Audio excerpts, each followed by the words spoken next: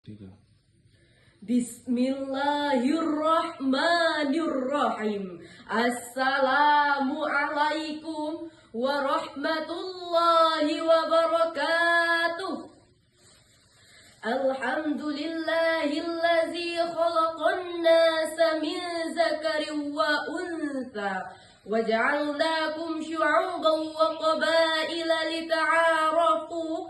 Ashhadu an la ilaha illallah wahdahu la syarikalah wa asyhadu anna sayyidana Muhammadan abduhu wa rasuluh al-mab'uts rahmatan lil alamin. Allahumma salli wa sallim ala nabiyyina Muhammad wa ala alihi wa sahbihi ajma'in. Amma ba'd. Dewan Hakim yang saya muliakan, sahabat dai milenial yang saya banggakan. Keluarga merupakan potret miniatur sekaligus cerminan dan tantangan di dalam sebuah masyarakat. Jika keluarga baik, maka akan baik pula masyarakat tersebut. Dan pentingnya peran kedua orang tua mengarahkan anak-anaknya. Akan tetapi hadirin, orang tua zaman sekarang bahkan satu malam pun tidak ada waktu untuk membimbing sholat serta mengajarkan Al-Quran kepada anak-anaknya. Akan tetapi hadirin, bahkan berhari-hari selalu ada waktu untuk meraup kekayaan dunia. Sedangkan sang anak hadirin selalu ada untuk HP dan televisi. Betul gak? Jadilah menurut pengamatan saya yang menjadi akar permasalahan dalam rusaknya generasi saat ini. Bagaimana mungkin akan tercipta generasi saat ini jika keadaan seperti ini terus berlanjut di dalam keluarga? Tidak ada cara lain selain menimbulkan kembali peran keluarga dalam membentuk generasi Quran. Dalam merujukan surah An-Nisa ayat 9 yang berbunyi, Bismillahirrahmanirrahim. Wal yakhshal ladzina law taraku min khalfihim dzurriyyatan dhi'afan khafu 'alaihim falyattaqullaha wal yaqulu qawlan syadid.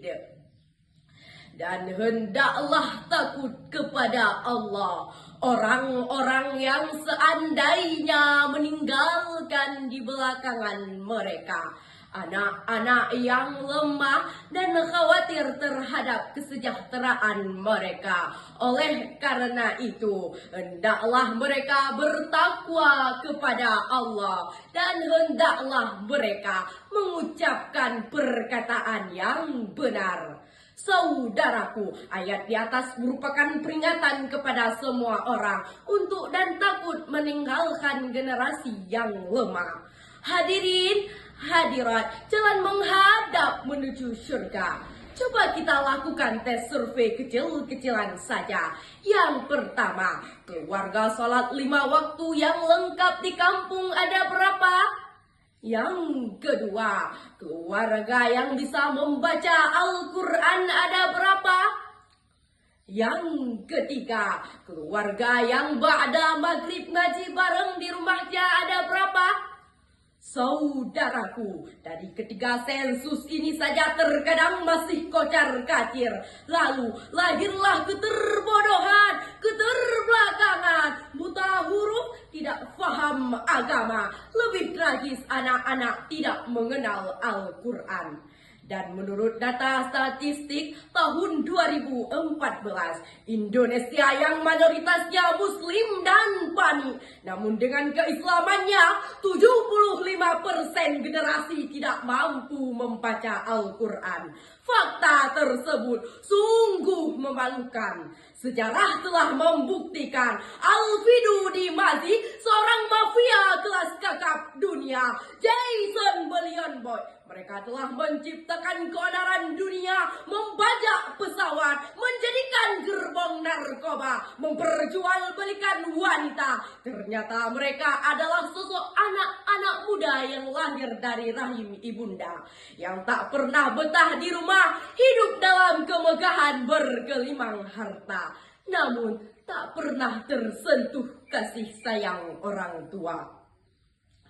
Oleh karena itu, keluarga adalah madrasah pertama umat Islam, berkewajiban untuk mendidik, mengajarkan anak-anak Al-Quran. Sebagaimana ungkapan Arab, al-baitil madrasati ula, siapkan dengan baik, maka akan menampilkan generasi yang hebat.